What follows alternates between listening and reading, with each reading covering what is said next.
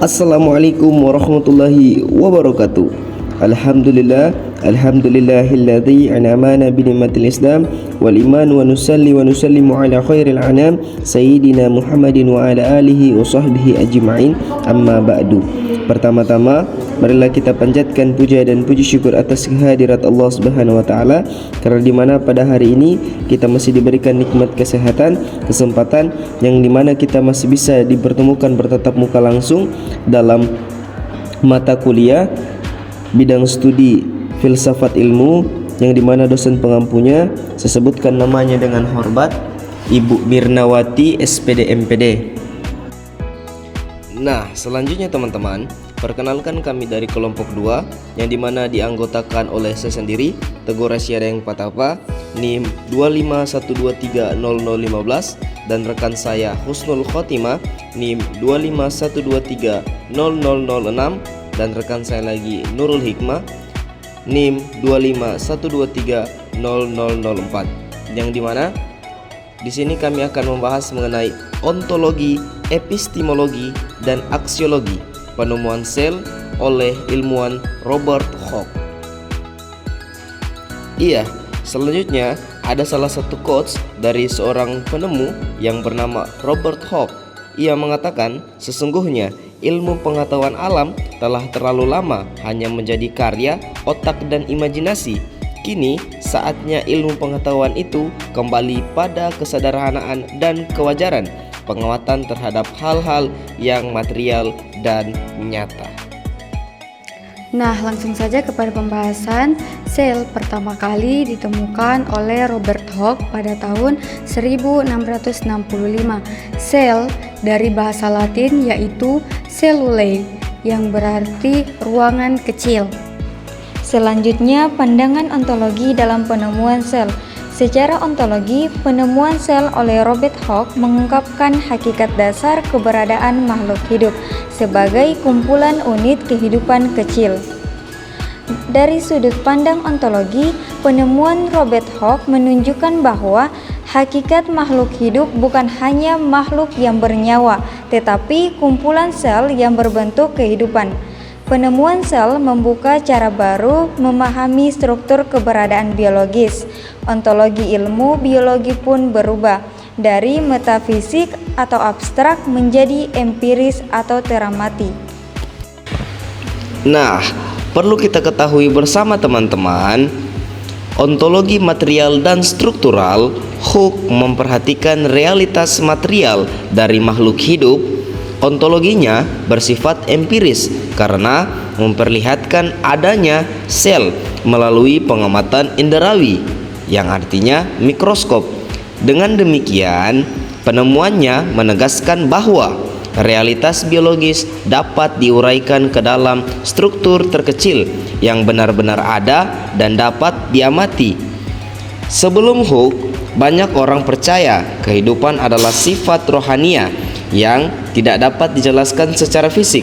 Setelah penemuan sel, ontologi kehidupan bergeser dari jiwa atau roh menuju struktur dan fungsi nyata, ialah sel sebagai dasar eksistensi makhluk hidup.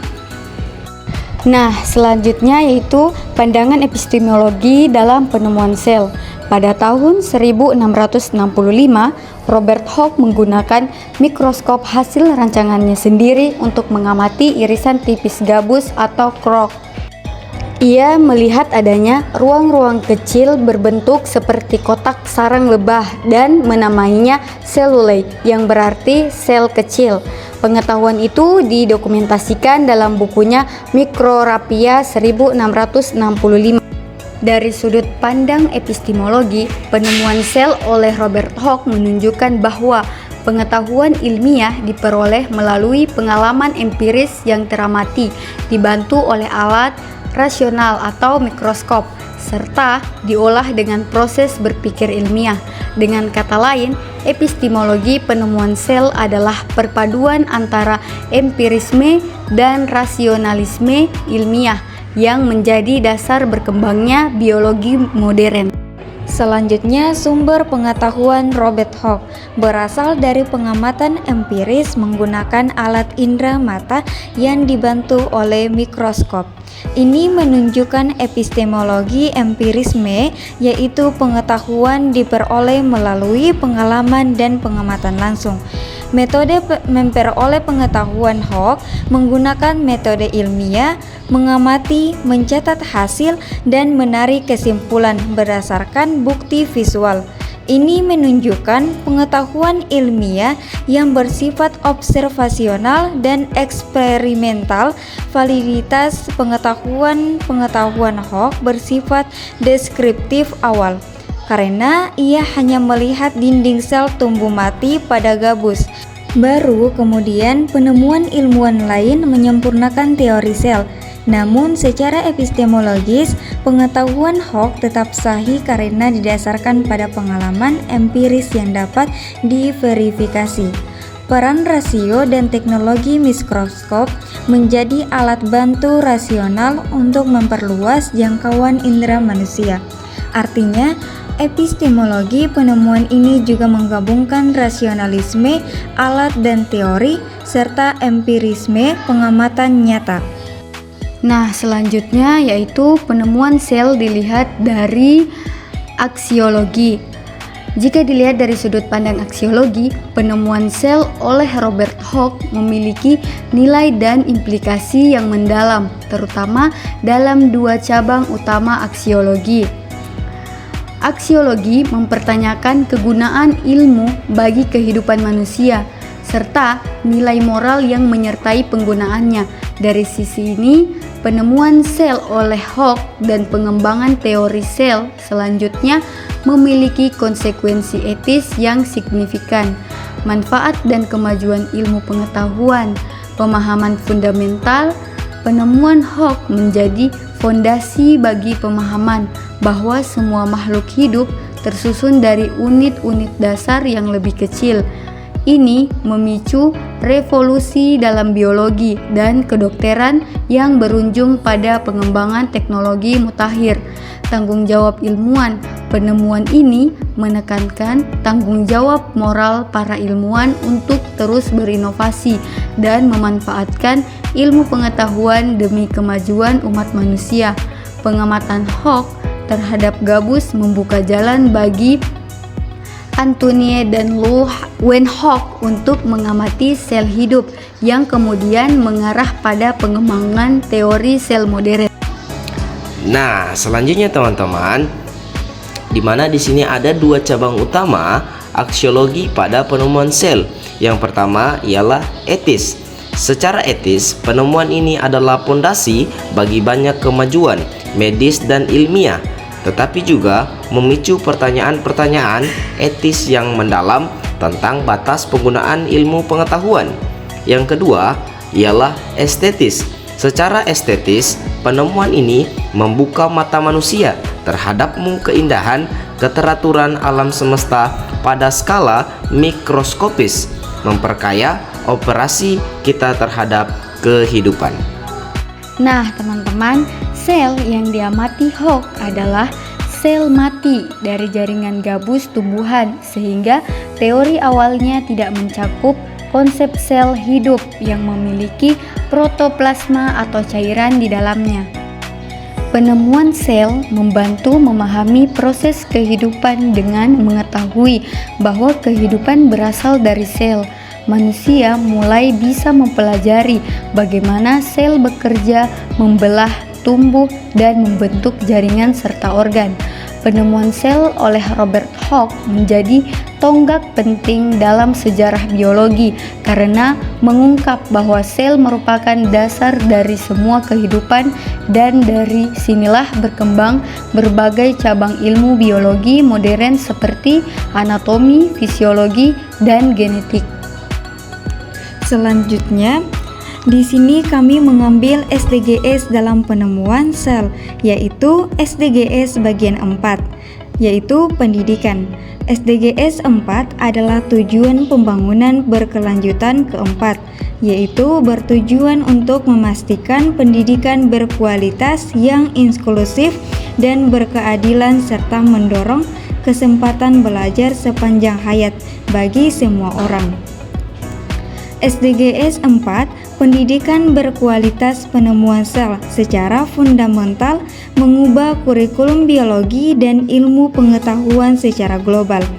Pondasi pengetahuan penemuan sel menjadi salah satu konsep dasar yang diajarkan dalam pendidikan sains di seluruh dunia, membentuk pemahaman generasi muda tentang dunia kehidupan.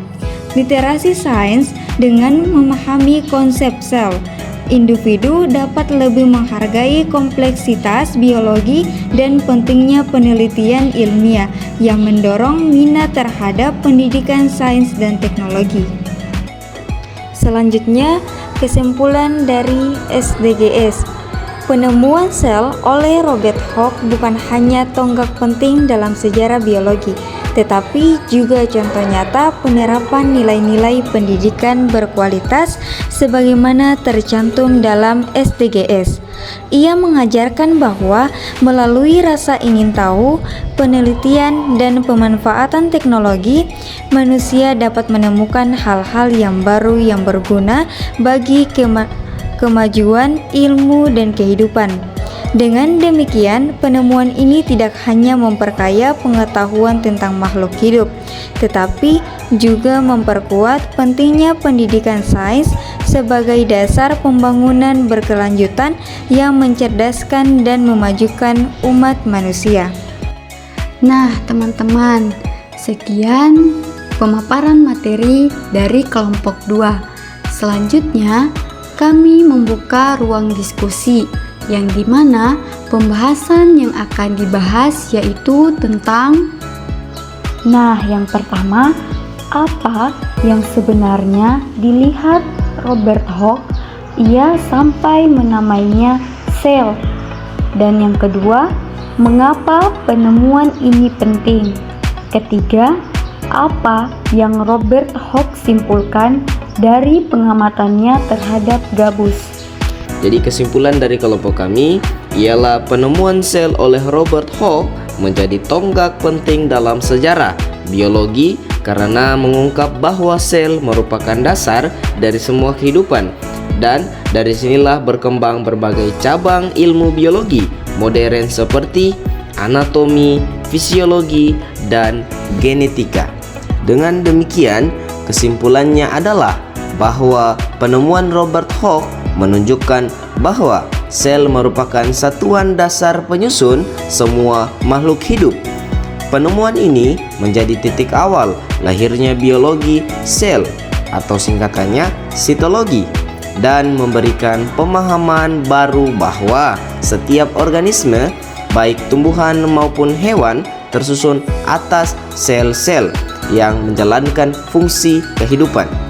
Selain itu, penemuan Hooke juga membuktikan pentingnya teknologi mikroskop dalam membuka wawasan baru tentang struktur terkecil dari kehidupan yang sebelumnya tidak dapat dilihat oleh mata manusia.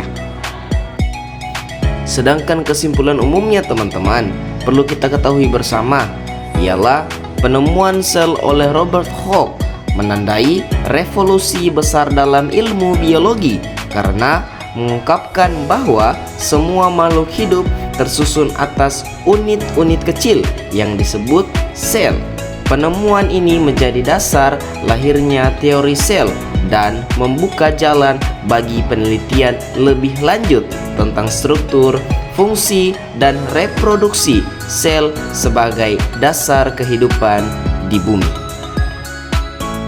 Ya, sekian pemaparan materi dari kami mengenai ontologi, epistemologi, dan aksiologi penemuan sel oleh Robert Hooke. Sekian dari kami atas apa yang dapat disampaikan pada kesempatan yang sudah diberikan hari ini. Dari banyaknya kalimat yang kami sampaikan, jika baik maka ambillah, dan jika buruk maka lebih baik untuk membuangnya secara jauh-jauh. Demikian pula pemaparan materi dari kami. Mari kita aplikasikan pengetahuan ini dalam kehidupan sehari-hari agar menjadi ilmu yang bermanfaat di dunia dan di akhirat. Kesepian tanpa kekasih. Cukup sekian dan terima kasih. Wallahu musta'an. Wassalamualaikum warahmatullahi wabarakatuh.